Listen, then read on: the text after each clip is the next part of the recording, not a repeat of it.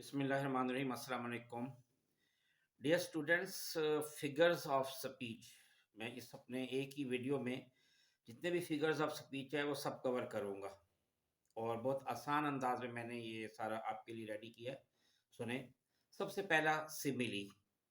Simile आपको बहुत अच्छी तरह पता है, तशबीह कहते हैं, जिसमें सो, एज, लाइक की तरह के वर्ड्स इस्तेमाल होते हैं। जैसे he is like a lion, she is like a fairy, he is as brave as lion। ये सिमिली है जिसको तशबीह कहते हैं। एक मेटाफर होता है, मेटाफर इस्तारा। जैसे he is a walking calculator, वो तो चलता फिरता कैलकुलेटर है। He is a lion, she is the star of our family, the childhood of the world. अब दुनिया की तो इब्तदा है, अब उसको बजाय बिगिनिंग करने के हमने चाइल्डहुड कह दिया, ये भी मेटाफर हो गया। The anger of the Tempest. अब टेम्पेस्ट का तो एंगर नहीं होता, लेकिन अगर खौफनाक तूफान है तो हम एंगर ऑफ द टेम्पेस्ट कह सकते हैं। The deceitfulness of the riches, she is now in the sunset of her days. अब देखें, बुढ़ापा, उसको सनसेट कह दिया, तो ये मेटाफर है। पर्सोनिफिकेशन, पर्सोनिफिकेशन किसी बेजान चीज को हम जानदार की शक्ल दे देते हैं। मिसाल के तौर पर अगर मैं ये कहता हूं कि मौत मेरे सामने आके खड़ी हो गई, तो अब वो पर्सोनिफिकेशन ही बन गई। द फ्यूरियस स्टॉर्म, अब ये भी उसका पर्सोनिफिकेशन है, क्योंकि स्टॉर्म तो कभी फ्यूरियस नहीं होता। The thirsty ground, ground thirsty नहीं होता, लेकिन हमने उसको ग्राउंड को हमने थर्स्टी को शक्ल में रख दिया कि वाकई थर्स्टी था। पिटलेस कोल्ड, बेरहम सर्दी। Little sorrow sit and weep. अब हम इस तरह एक और एग्जांपल मैं देता हूं कि the dish ran away with the spoon. अब डिश फिसली है, साथ जो चम्मच है वो भी, तो ऐसे हमने इसको शो किया कि डिश जो है अपने चम्मच समेत जो है वो भाग गई। तो ये पर्सोनिफाई है। बाज़ अौक़ात आपने देखा होगा कि ड्रामों वगैरह में, फिल्मों में बेजान चीज़ को किस शक्ल में लाया जाता है। खुशी को भी लिया जाता है, किसी और जो हमारे एहसासात है उसको किस शक्ल में लाया जाता है, ये सब पर्सोनिफाई होता है। नेक्स्ट है हाइपरबली। अच्छा, इसको आमतौर पे लोग हाइपर बोल पढ़ते हैं, जो कि गलत प्रोनाउंसिएशन है। हाइपरबली ये होता है exaggeration, extravagant statement used for effect. तो हम अब ऐसे बहुत ज्यादा काम हमने थोड़ा दफा, जैसे मैं कहता हूँ मैं तुमसे 1000 दफा कह चुका हूँ, भाई मेरी बात करोड़ों की होती है, लाखों की होती है। ऐसे ही she has got a pea sized brain, बिल्कुल पी जितना, मटर के दाने जितना तो उसका दिमाग है। अब ये हमने बहुत एग्जैजरेशन कर दी। The walk was a million miles long, million miles ज़ाहिर वॉक नहीं होती ना। The bag of gift was a ton, ये तो आपका बैग तो टनों भारी है, हालांकि ऐसा होता नहीं है, मतलब जरा भारी चीज है उसको हमने बहुत ज्यादा एग्जैजरेशन कर दिया, ये हाइपरबली होता है। सिनिक डिकी, ये इसको आम उर्दू में मजाज मुरसल भी कहते हैं, कि कोई एक हिस्सा आप बोल के पूरी शय मुराद लेते हैं। जैसे मैं कहता हूँ ना, भाई इस मामले में मेरा कोई हाथ नहीं है। अब यहाँ तो मुराद ये नहीं होता कि हाथ नहीं है, इसका मतलब मैं पूरी तरह इसमें इन्वॉल्व नहीं हूँ।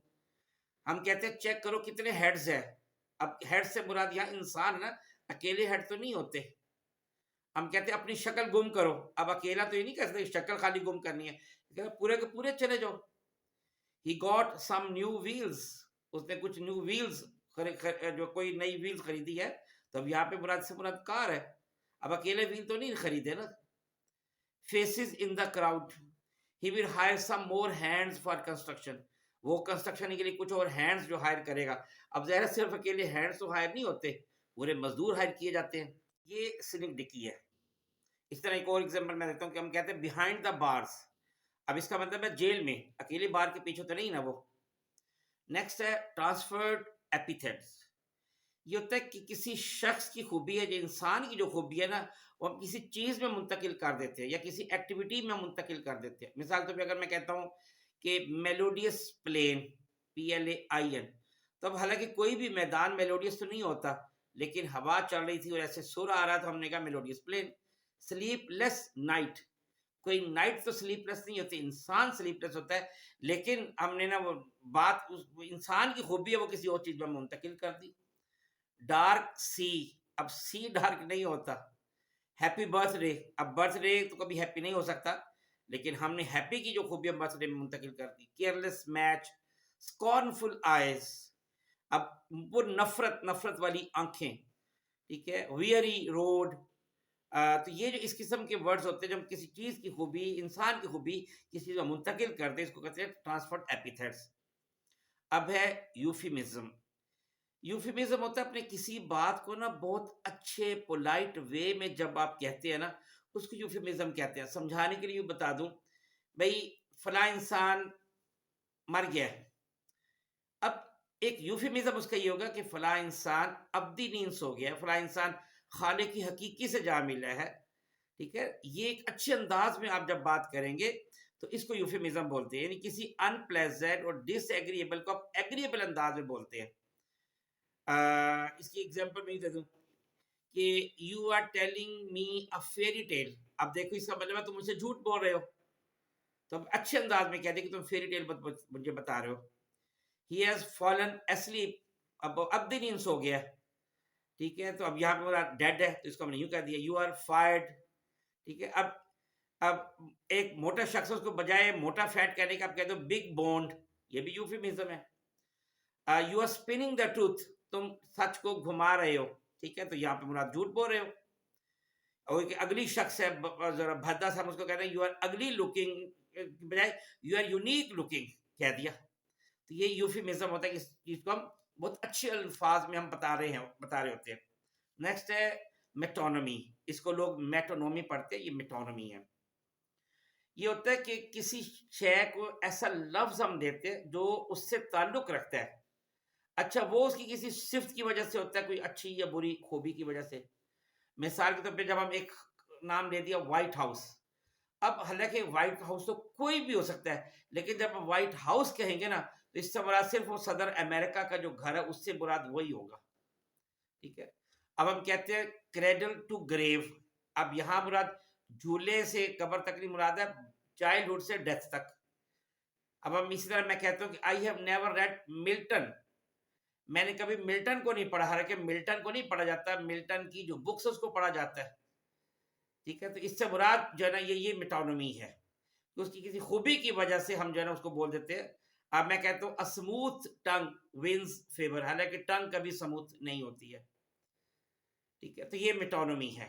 एक है कि एपोस्ट्रॉफी। अच्छा, ये एपोस्ट्रॉफी एस वाला नहीं है, ये एपोस्ट्रॉफी है फिगर ऑफ स्पीच का। होता ये कि आपने, यानी आप डायरेक्ट एड्रेस कर रहे होते हैं कि कोई किसी इन एनिमेट थिंग को। मिसाल तौर पर मैं कहता हूँ मैंने खुशियों से कहा है कि अपने ऊपर कंट्रोल रखो। मैं कहता हूँ हवाओ चलो, हवाओ चलो, ए मौत जल्दी आना, ए मौत जल्दी ना आना, ए मौत यहाँ से चली जाओ, ए दीवारों मेरी बातें मत सुनो, ठीक है ना। O nature thou art my goddess, blow winds blow.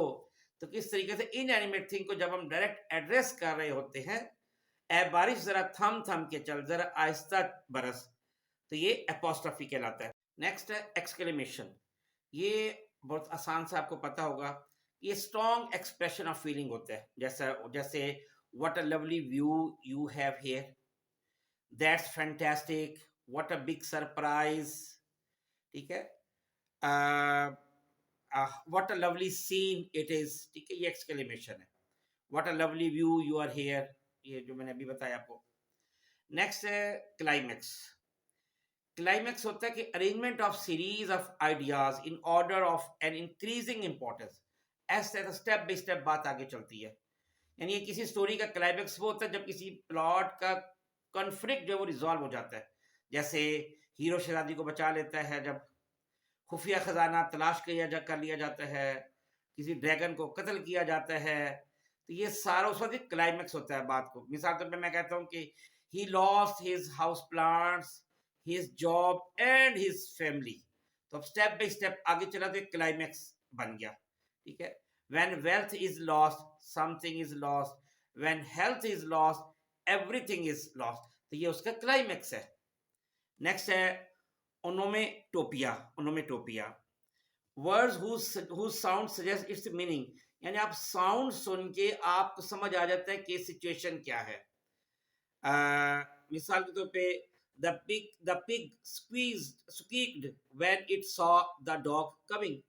अब यहाँ पे आपको समझ आ गई कि जब कुत्ते को देखा आते हुए तेजी से, खौफनाक कुत्ते को, तो जो पिग है ना, उसने जो आवाज निकाली, आपको समझ आ गई कि ये डर गया बहुत ज्यादा। जैसे हंसी की आवाज आ रही हो कमरों से, तो पता लग रहा होता है कि इंसान बहुत खुश बैठे अंदर, कह के लग रहे हैं। रोने की आवाज आ रही तो लगता है कि कोई गम, कोई फौत हो गया या कोई और अफसोसनाक खबर है। ठीक है। अचानक पानी में स्प्लैश की आवाज आती है, आपको लगता है कोई चीज गिरी है। तो ये जो इस तरह की आवाजें होती है जो आपको पूरे सिचुएशन समझा देती हैं।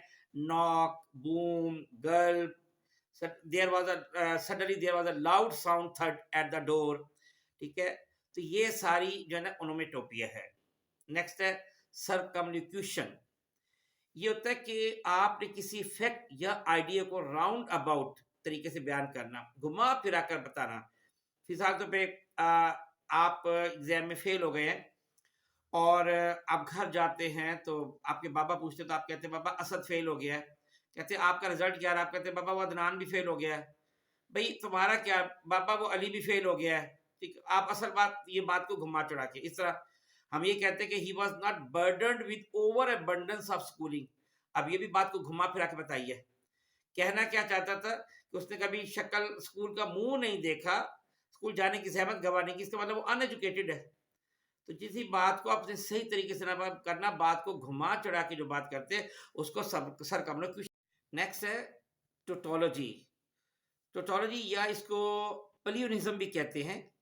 ये होता है कि एक जैसा आइडिया या फैक्ट आप दूसरी तरफ बयान करते हैं, दोनों चीजें। मिसाल तौर पे मैं आपको ऐसे समझाऊं कि जी झूठ ना बोलो, सच बोलो। मैं कहता हूं इट विल रेन और इट विल नॉट रेन, दो अलग अलग चीजें भी आ गई, इसको भी हम कर सकते हैं। She is untrustworthy because she can not be trusted. Bill will win the election और he will not win the election. ठीक है। तो ये जो है इसको टोटोलॉजी कहते हैं। नेक्स्ट हमारा एंटी क्लाइमैक्स, इसको बेथॉस भी कहते हैं। एंटी क्लाइमैक्स होता है आप हायर से लोअर की तरफ जाते हैं। जैसे क्लाइमैक्स ये था कि लोअर से हायर की तरफ, इसमें उल्टा जाते हैं। और ये होता है कि जब कोई बहुत सीरियस से शुरू होकर फिर इंसान ट्रिवियल की तरफ जाता है। जैसे बहुत जबरदस्त ड्रामे की स्टोरी अब एंड हो रही है, तो उसको फिर नॉर्मल रूटीन में चीजें शुरू हो जाती है, जिसको हम आमतौर पे कहते हैं कि अब वो सब हंसी खुशी रहने लगे। ठीक है। तो ये सारा जो है ना ये एंटी क्लाइमैक्स होता है। और एक और भी इसमें सिचुएशन होती है कि मिसाल तौर पे वो घर में दाखिल हुआ, घर में कोई नहीं था, एक दरवाजे के पीछे से आवाज आई, वो कोई हिल रहा था, इसे समझा चोर है, ये सारे क्लाइमैक्स हो गया। उसके बाद जब वो खोलता है तो पता चलता है वो तो बिल्ली थी। अब ये साथ फिर समूची रूटीन शुरू हो गई, ये सारा ये एंटी क्लाइमैक्स हो गया। एक होता है एलिट्रेशन। एलिट्रेशन आपको बहुत अच्छी तरह से पता है, इसको बताने की जरूरत है कि repetition of some letters, repetition of same letters. ठीक है। तो एलिट्रेशन होता है जैसे born by butcher, bread by bishops bread. ठीक है। The furrow follows free, the furrow follows free, तो the furrow follows free, the furrow follows, ये सारा एलिट्रेशन है। Next irony. आयरनी होता है कि जो कहा गया ना मानी उसका उलट है। मिसाल के तौर पे आप एक काला आदमी एंटर हुए, आप कहते हो कि भाई आपके आने से तो रोशनी हो गई। ठीक है। एक तो ये आयरनी है। इसमें कोई यानी तीखा लफ्ज जो है ना, जो ऐसा टीजिंग वर्ड इस्तेमाल नहीं किया जाता। मिसाल तौर पे मैं इसमें बोलता हूँ कि teacher's pet failed the easiest test. Teacher का अपना जो पेट है, जो उसका फेवरेट था, वही उसका आसान से टेस्ट में फेल हो गया। मैं कहता हूँ कि hairdresser had most untidy long hair. अब हेयर ड्रेसर, उसके अपने हेयर तो सही होने चाहिए थे, छोटे होने चाहिए थे और टाइडी, लेकिन वो नहीं है। The chef wish to take out dinner. अब उसने शेफ, हालांकि उसे तो अपना पकाना था, लेकिन उसने जो फैसला किया कि वो कहीं बाहर डिनर करेगा। तो ये जो है इसको आयरनी कहा जाता है। मैं कहता हूँ the doctor fainted at the site of a needle. Doctor है, ये तो नीडल को देख के बेहोश हो गया। अच्छा। नेक्स्ट है सार्केज्म।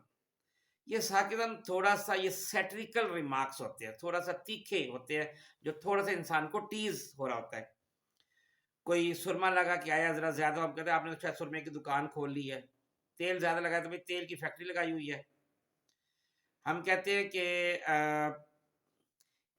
ये ना यूँ समझे कि अ, हम इस तरीके से बोलते हैं कि जिसमें दूसरे को थोड़ा टीज़ लगता है। जैसे मैं कहता हूँ ना कि भई एक बंदा ना बहुत जल्दी आ गया और देर से आया है। अब उसने टाइम फॉर एग्ज़ाम्पल 5 बजे का दिया था और अभी वो 6 बजे आ रहा है, तो आप कहें यार आप तो काफ़ी जल्दी नहीं आ गए, थोड़ा-सा रुक जा रहा था ज़रा। तो ये उसको टीज़ करने वाली बात है। मतलब आप कहते हैं I love waiting in line, हालाँकि आपको पसंद नहीं है लाइन में खड़े होना, इंतज़ार करना, लेकिन आप बोल रहे हो। I just love getting stuck in line, ठीक है? अब आपको एक आपने सालन खा रहे हो और उसमें मिर्च बहुत ज़्यादा डाली हुई है, तो अब आप खाना ही नहीं चाह रहे हो, आपको पता है, तो आप उसको टॉन्ट करते हो, आप कहते हैं यार ये तो लगता है कि मिर्चों की आपकी अपनी कोई दुकान है। तो ये सारा हमारा सार्केज़्म जो है ना इसको कहते हैं। नेक्स्ट हमारा है पन। पन होता है कि जिसमें आप वर्ड्स के साथ, अल्फाज के साथ आप खेलते हो। मिसाल तौर पे मैं उर्दू में ऐसे समझाऊँ कि अब बड़ा मशहूर फ़िक्रा है ना, वो कहते हैं कि एक चीनी औरत चीनी की प्लेट में चीनी खा रही थी।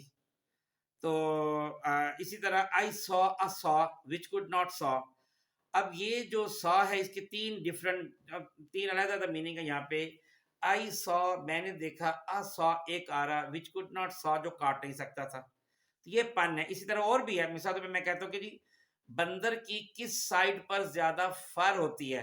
इसका जवाब कह देंगे आउटसाइड। तो अब ये अल्फाज के साथ खेलना है। यूँ समझे ज़मीन व आसमान के दरमियान क्या है? ज़मीन व आसमान, तो ज़मीन व आसमान के दरमियान क्या है? वाव है। मैं कहता हूँ जब किस गेट में एंटर नहीं हो सकते? अब हैरान होगा तो भाई कोलगेट, ठीक है? स्टैच्यू ऑफ लिबर्टी न्यूयॉर्क में क्यों खड़ा है? क्योंकि वो बैठ नहीं सकता। तो ये जो अल्फाज के साथ खेलना है, इसको पन कहते हैं। एंटीथीसिस, एंटीथीसिस है कंट्रास्ट ऑफ वर्ड्स। इसमें अल्फाज का कंट्रास्ट होता है। जैसे मैं यूं कहूं कि hope for the best, prepare for the worst. अब बेस्ट का ऑपोजिट जो कंट्रास्ट है वो वर्स्ट है। तो बेस्ट की तवक्को रखो, ठीक है, और वर्स्ट के लिए आप तैयार रहो, या do your best and prepare for the worst. तो इससे मैं कहता हूं कि one small step for man, one giant leap for mankind, ठीक है। तो ये जो है मैन, उधर से मैनकाइंड, तो ये उसका अलग कंट्रास्ट बन गया। Better to reign in hell than to serve in heaven. तो ये जो कंट्रास्ट ऑफ वर्ड्स है, जैसे to err is human, to forgive divine, तो ये सारे एंटीथीसिस कहलाते हैं। नेक्स्ट है ऑक्सीमोरन। ऑक्सी होता है कि दो कंट्राडिक्टरी वर्ड्स को आप इकट्ठा इस्तेमाल करते हैं ताकि इंप्रेशन बड़ा जोरदार हो जाए। मिसाल तौर पे मैं कहता हूँ जी डार्कनेस विजिबल। अब देखें कि इंप्रेशन बनाने के लिए, हालांकि जब डार्कनेस होगी तो विजिबल नहीं होगा, लेकिन डार्कनेस विजिबल बोलते हैं। लविंग हेट, हेट अलहदा चीज है, लविंग अलहदा है, लेकिन हम दो कंट्राडिक्टरी वर्ड्स हम बोल रहे हैं। पुअरेस्ट रिच मैन मैं कहता हूँ, बिटर स्वीट मैं कह देता हूँ, ऑफुली गुड कह देता हूँ, डेफनिंग साइलेंस कह देता हूँ, स्मॉल क्राउड कह देता हूँ, क्रैश लैंडिंग कह देता हूँ। ये सारे ऑक्सीमोरन है। क्रूअल काइंडनेस कह देता हूँ, ओल्ड न्यूज कह देता हूँ, फुलिश विजडम कह देता हूँ। ये सारे ऑक्सीमोरन है। नेक्स्ट है लाइटटीज। ये होता है कि मनफी ऑपोजिट से आप मस्बत बात कर रहे हो। आपको ये समझाने के लिए हम यूं समझाऊं कि चीज बहुत अच्छी है, आपने फॉर एग्जाम्पल बहुत अच्छा लिखा है और टीचर उसको ये कह दे नॉट बैड। अब देखिए नहीं, ये मनफी ऑपोजिट हो गया। तो असल में मनफी ऑपोजिट से आपने मस्बत बात पहुंचाई है ना। I am not a little, मैं कोई चूचा नहीं हूं, मैं कोई बच्चा नहीं हूं। He is not dullard, his cooking is not terrible, he is not unlike his dad, you are not wrong, not bad, trip was not totally unbearable. तो ये सारे नेगेटिव ऑपोजिट से आप मस्बत बात पहुंचा रहे होते हैं। नेक्स्ट है इंटेरोगेशन। इंटेरोगेशन होता है बड़े जोरदार अंदाज में आप इकरार या इनकार करते हैं, लेकिन ड्रामाई असर पैदा करने वाला सवाल होता है। जैसे what is this life if full of care, am I my brother's keeper. जैसे हम कहते हैं क्या मैं तुम्हारे बाप का नौकर हूं। तो ये कोई भी इस तरह का जवाब जो क्वेश्चन होता है लेकिन आप उसमें जोरदार अंदाज में इकरार या इनकार कर रहे होते हैं, इसको इंटेरोगेशन कहते हैं। नेक्स्ट है एपिग्राम। एपिग्राम होता है वो अल्फाज जो एक दूसरे का उलट होते हैं, और ये वो स्टेटमेंट होती है जो अपने आप को ही कंट्राडिक्ट कर रही होती है। मिसाल के तौर पर मैं कहता हूँ लेस इज मोर, ठीक है। मसला एक और अब समझाने के लिए कह दूं, खामोशी बाजुकात अल्फाज से ज्यादा एलोक्वेंट होती है। मैं कहता हूं फाइट फायर विद फायर। मैं कहता हूं live simply so that others may smoothly live smoothly so that others may live smoothly. इस तरह मैं कहता हूं a little learning is dangerous, a little learning is dangerous, ठीक है ना। तो इसमें कहते हैं the beginning of the end. तो ये जो अल्फाज होते हैं जैसे बिगिनिंग है और एंड है, ये एक दूसरे को कंट्राडिक्ट कर रहे होते हैं अपने ही एक दूसरे को, तो इसको एपिग्राम कहते हैं। जैसे मैं एक और समझाने के दे दूं कि child is not father of man. अब उधर चाइल्ड उधर फादर, तो ये एपिग्राम कहलाता है। एक होता है इमेजरी। इमेजरी होता है कि आप जब किसी को कोई स्टोरी टाइप सुना रहे हो ना, उसके जहन में पूरा सीन क्रिएट हो रहा होता है, उसको लग रहा है जैसे ये सारा काम जो स्टोरी है, ये सारी सीन मेरे सामने हो रहा है, उसको इमेजरी कहते हैं। नेक्स्ट है लेक्सिकल वर्ब्स। ये जो डिफरेंट फॉर्म्स ऑफ वर्ब्स होती है, ये लेक्सिकल वर्ब, जैसे राइट, रोट, रिटन, ये लेक्सिकल वर्ब्स है। एक होता है पैलिंड्रोम्स। ये वो अल्फाज है जब आप उनको सीधा लिखें या उल्टा लिखें अल्फाज सेम रहते हैं। मसलन नून, एन ओ ओ एन, अब उल्टा पढ़ेंगे फिर भी एन ओ ओ एन। पीप, बॉब, डीड, ये पैलिंड्रोम्स है। एक होता है लिंकिंग आर। लिंकिंग आर होता है जिसमें दो आर इकट्ठे बने होते हैं दो अल्फाज में, जैसे हम कहते हैं sister and brother, father and mother, ठीक है, दोनों के एंड में आर आर आ रहा है, लिंकिंग आर है। और उसको भी कहते हैं कि वो जब हम इस वर्ड को प्रोनाउंस करते हैं तो उसमें आर एंड में जो है वो पढ़ा नहीं जाता, सिर्फ उसको लिखा है। जैसे मैं कहता हूँ ना, जरूरी तो ये एंड में हो, दरमियान में भी कहीं हो सकता है। मिसाल तौर पे इसको fear, F E A R, अब इसको हम पढ़ेंगे, असल में इसका pronunciation fear, fear not fear. जैसे पार्क नहीं होता, पार्क, ठीक है, इसको लिंकिंग आर कहते हैं। नेक्स्ट है क्यासमस, CHIASMUS। क्यासमस मतलब जब दो सेंटेंसेस एक दूसरे के अगेंस्ट बैलेंस किए जब जाएं तो मानी उसका उलट ही होता है, इसको क्यासमस कहते हैं। जैसे मैं कहता हूं work to live and do not live to work, end the war or war will end you, you forget what you want to remember and yet you remember what you want to forget, ये क्यासमस है। और next है, और last but not least, assonance. Assonance होता है ये similarity इन sounds होता है बिटवीन द वॉल्स। जैसे हम कहते हैं on the side of the hide, top of the pop, how now brown cow, ये एजोनेंस है। Thank you so much. अस्सलाम वालेकुम वरहमतुल्लाहि वबरकातुहू।